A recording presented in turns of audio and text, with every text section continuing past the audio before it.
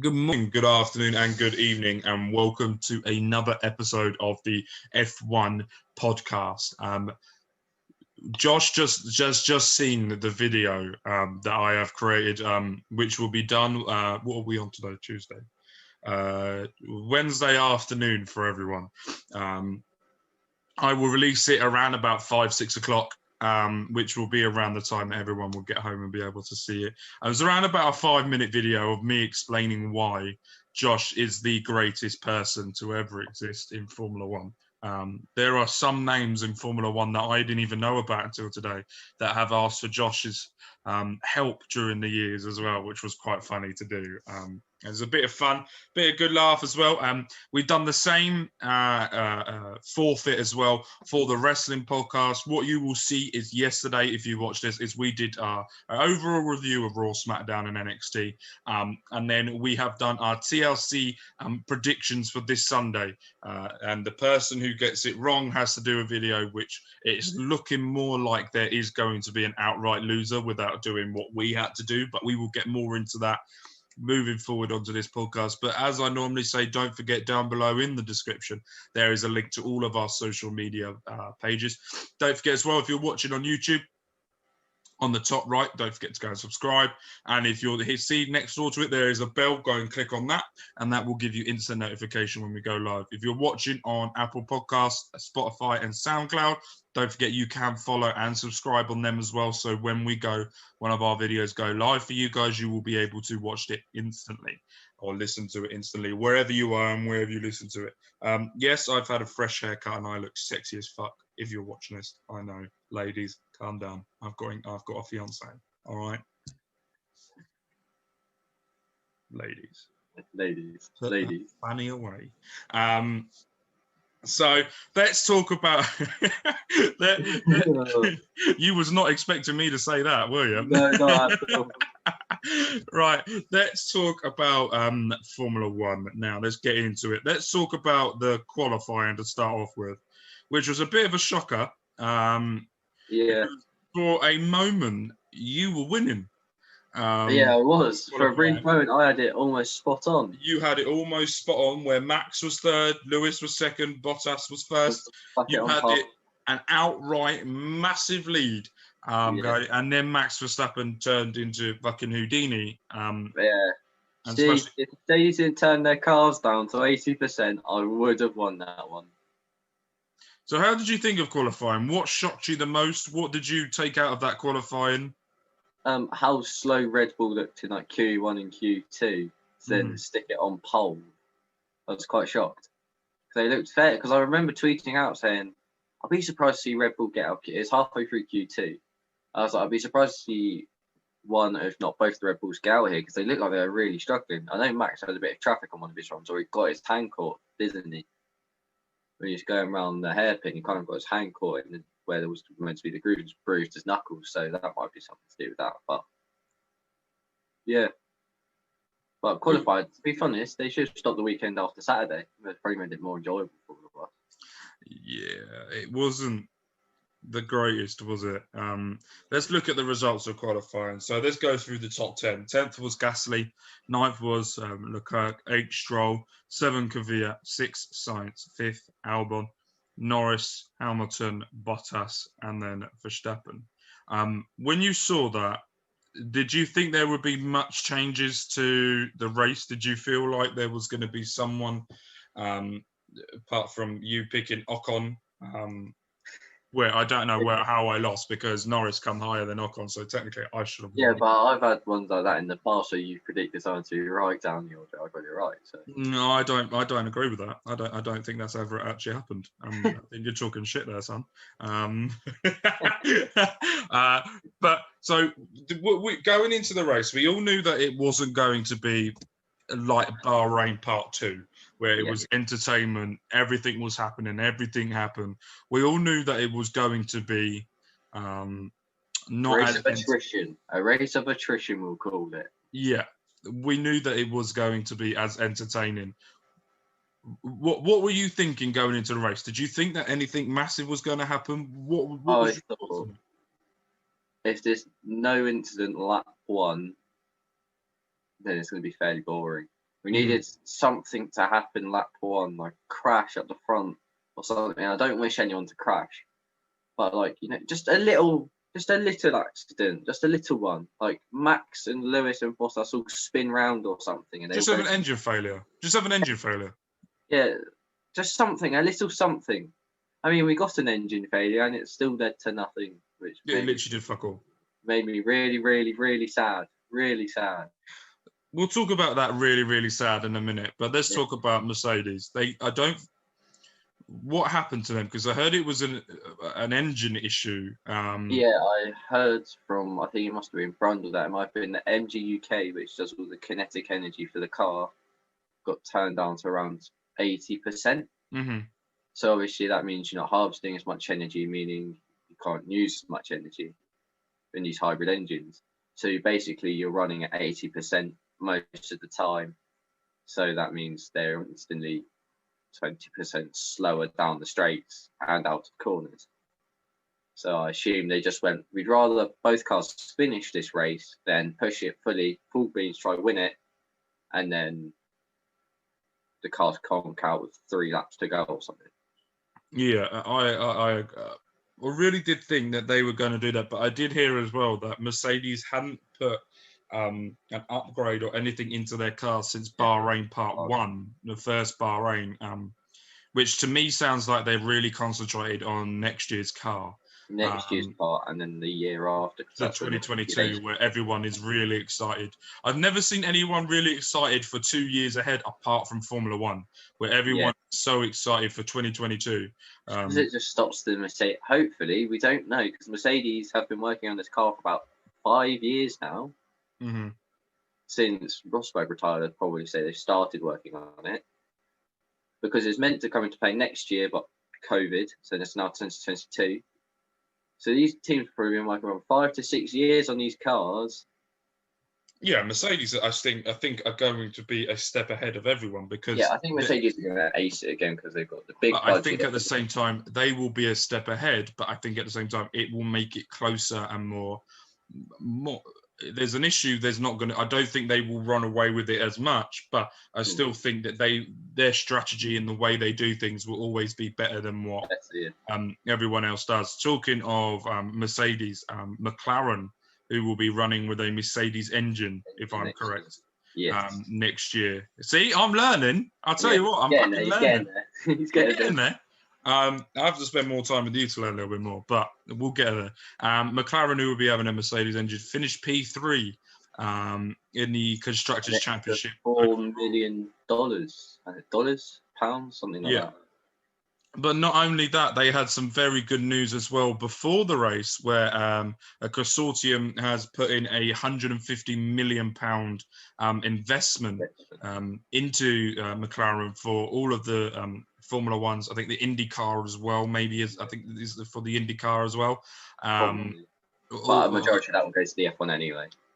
So what are we thinking for McLaren next season? They got Danny Rick. We're going to be talking more about each car and each moving forward, but this is just an overview of what we think. Are we thinking that they're going to become a proper challenge next year with Danny Rick and Norris in there?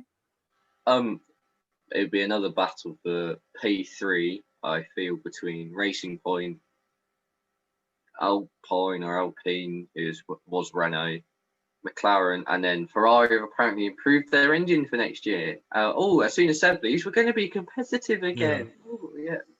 So I think it'll be a four-way, but I don't think Ferrari will be like right up there, but I think they'll be slowly working their way back. Yeah.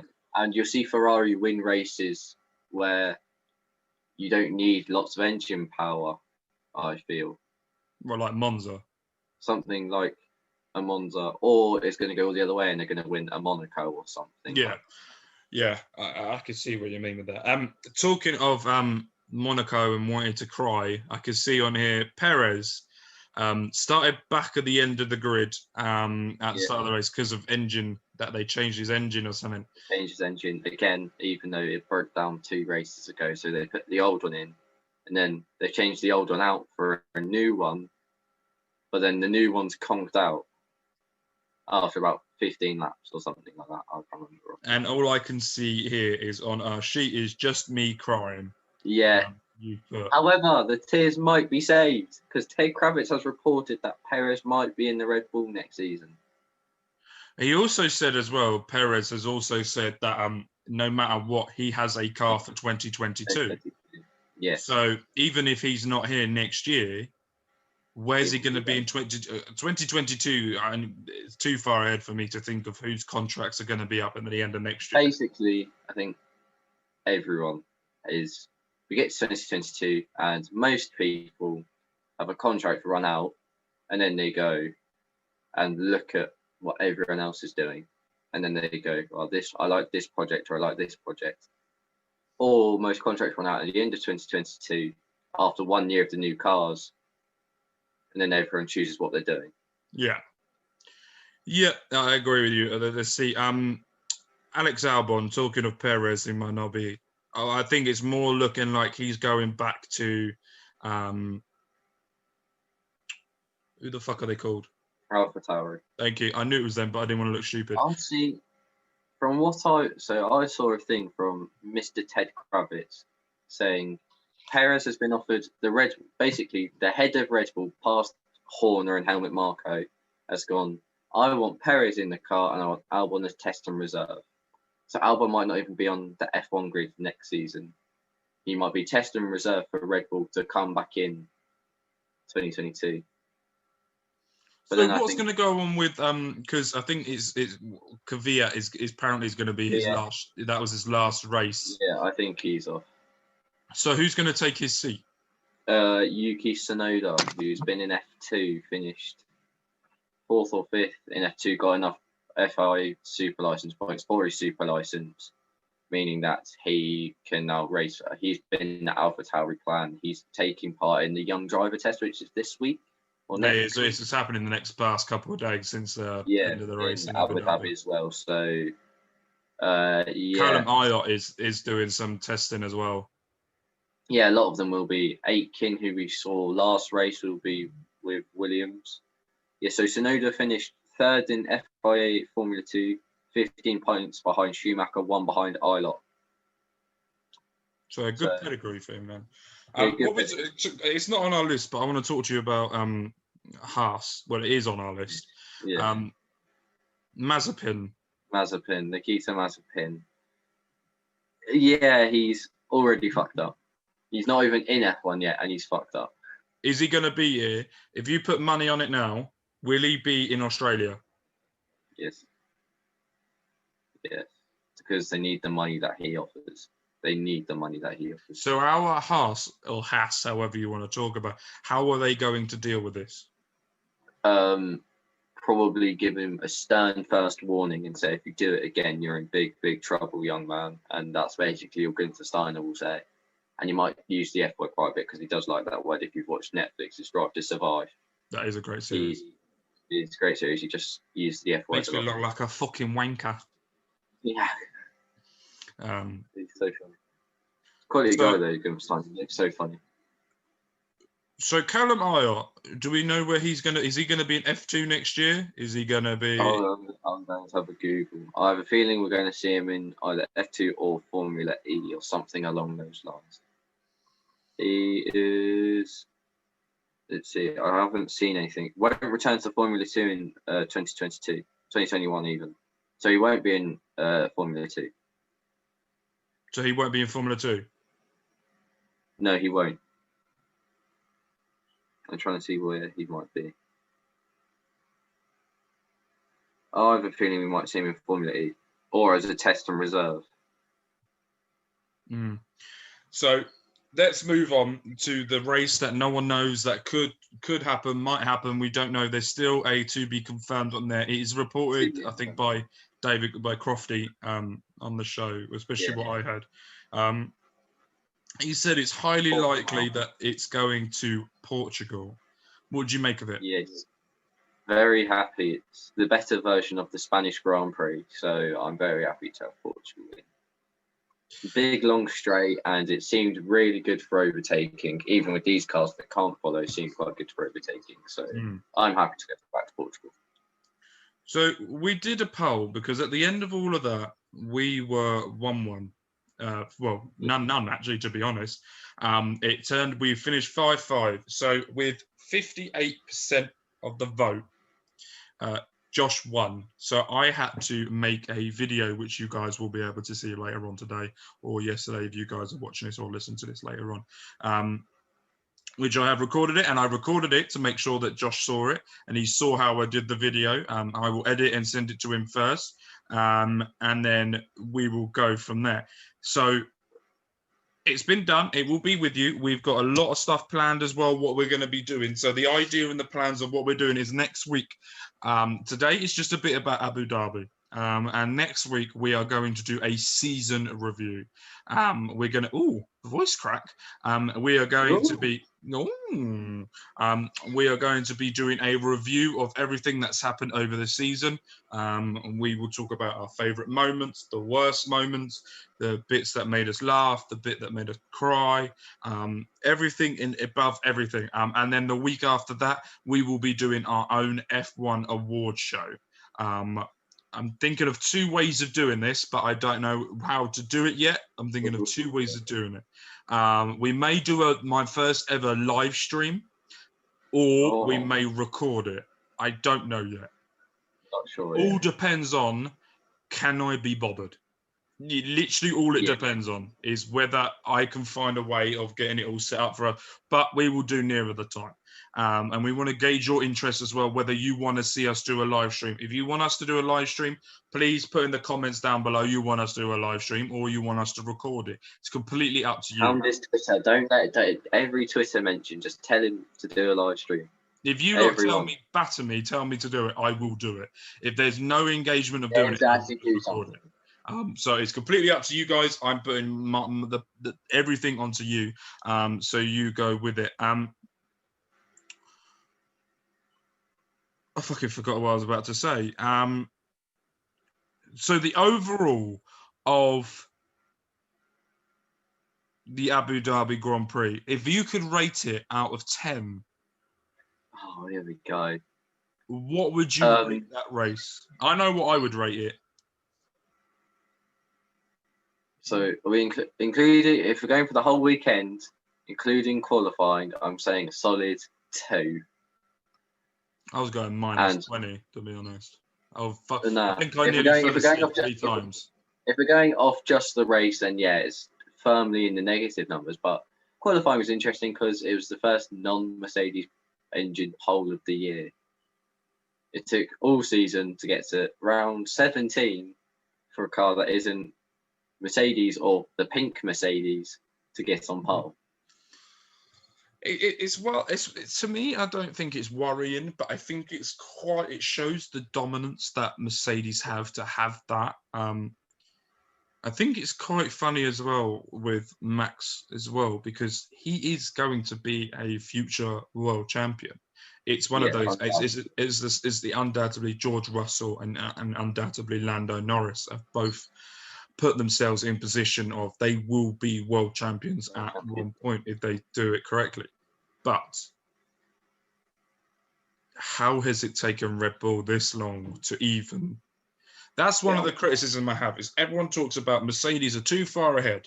They're way too far ahead, blah, blah, blah, blah. They're not too far ahead. They're just doing what they normally do. Why is no one else trying to go? It seems like Mercedes are on autopilot this season, just going, we'll turn up, we're the fastest car, we're on pole. They'll battle for a couple of laps and then Lewis will go away, win. Oh, look, we've got another trophy, another constructor, another driver's title. However, I just remember this, talking about this, he hasn't signed his contract yet, so maybe, I was talking to my mum about this, but maybe COVID made him go, you know what? No, I don't fancy it.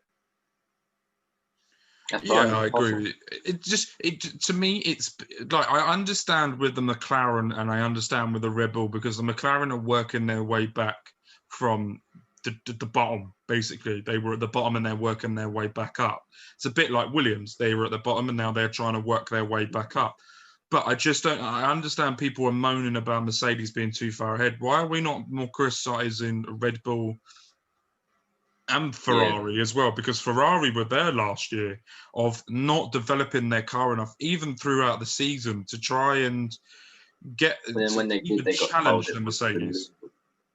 the only time Ferrari were competitive last season, really, was when they had an illegal engine in the car. Mm. And they won the 2 power-based circuits in Belgium and Monza. So the ones where you need the high power, you won with your illegal engine. Well done. You won when you weren't meant. Right, I'm going to be open and honest with everyone here. You would have seen that we talked about Ferrari and then it stopped. What happened is my computer completely crashed. It just died literally midway, and we recorded 10 extra minutes, we think, around it, to what we were recording before, and it completely utterly died. So what we're going to do is we're going to do a little summary of what we were talking about, and then we're going to put, if we miss anything out and that we can remember during the ending of what we were going to do before, we're going to talk about it next week, because this is the second time on this podcast I have to edit, and I'm shit at editing, and it takes so long to edit. And I'm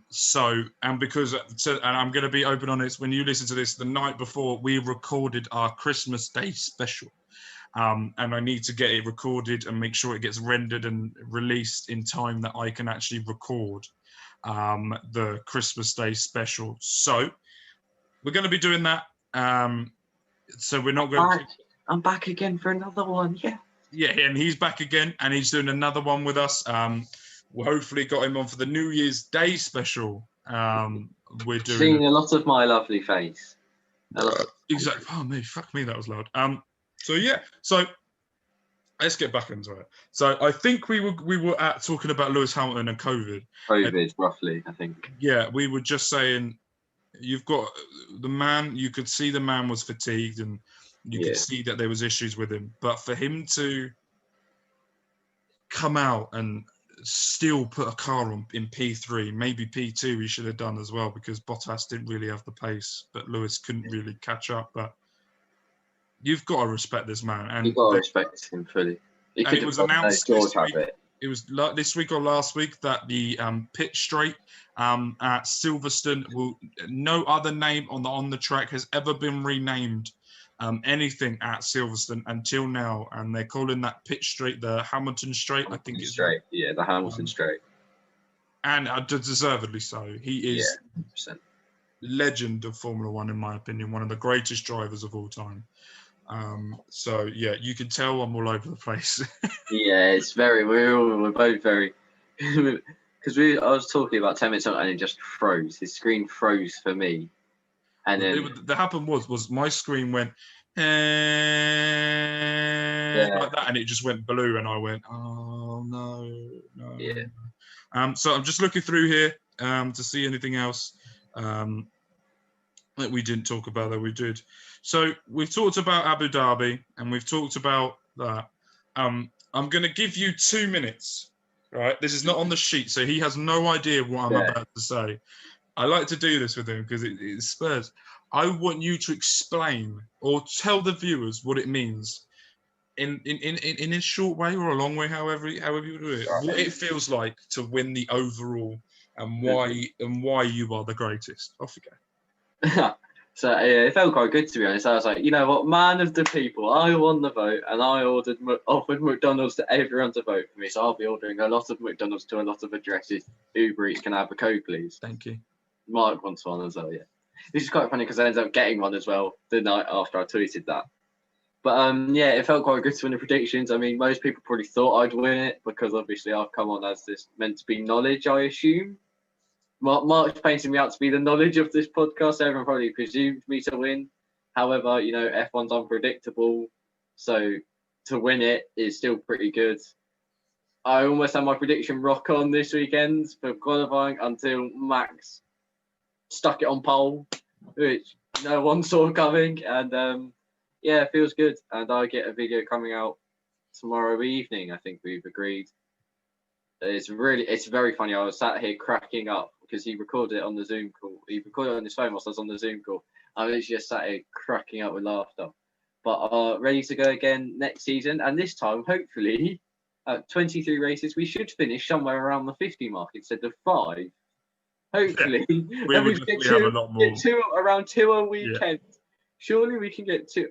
I think we should have a designated forfeit for if someone goes 6 for 6. If someone goes 6 for 6, we should have some sort of forfeit. So that means all the qualifying and all of the race were perfect. We should have some sort of forfeit. Yeah, I think I agree with you on that. I think we do need to. Can I help you there, Lauren? I'm recording. Thank you for interrupting our recording. Yes. Love you. Love you. Love you. She doesn't want to poor man. Just put her on the spot. Yeah, so we will come up with rules, and we will come up with funny things that we will explain nearer the time. We've got 90 days or 89 days now for when the start of it. So we've got enough time to come up with ideas. If you guys want to come up with ideas, what we have to do, any challenges that we're allowed to play where one person's not allowed to out of the whole season. You ban one person from naming their qualifying and they can only do the race, or they can only do qualifying and not do the race where they lose out on points, but you may be able to gain on it. A triple weekend for yourself, like they do on fantasy football. We've come up with some ideas and we will do the rules all the way up to, we will get the rules. I'm going to say it now. I don't know whether I should. We will get everything sorted by practice when they go to Barcelona and do practice. Always practice in Spain. So when's that? February. February time. I think it's February time. So we will get all of the rules and everything sorted that we're going to do for next year. If you've got any ideas of what we should do, tweet us, Instagram us, DM us, comment down below as well what you think as well. So we're happy to do that. But I'm going to end it there because I've now got to try and edit a video, for fuck's sake. But thank you guys ever so much for watching. Josh, you've been a star. I will see you tonight for the Christmas special. We will not be saying what the Christmas special is until Christmas Eve. Yeah. We will then be saying what the Christmas special is until Christmas Eve because there's a certain podcast out there that like to steal my ideas. So I'm quite Royals, go fuck yourself. They do that. So we're not going to say anything. And some people like to jump on our bandwagon as well and try and get more likes and views out of it. So we're just not saying anything. I probably will say at some point, knowing me, I'll just fucking blurt it out. But we will see you guys. I hope you all have a lovely time. We will see you next week for our review of the whole year, the whole of the 2020 season. And we will go through a lot more detail about each race and go from there. But everyone, take care, look after each other, and bye. Bye.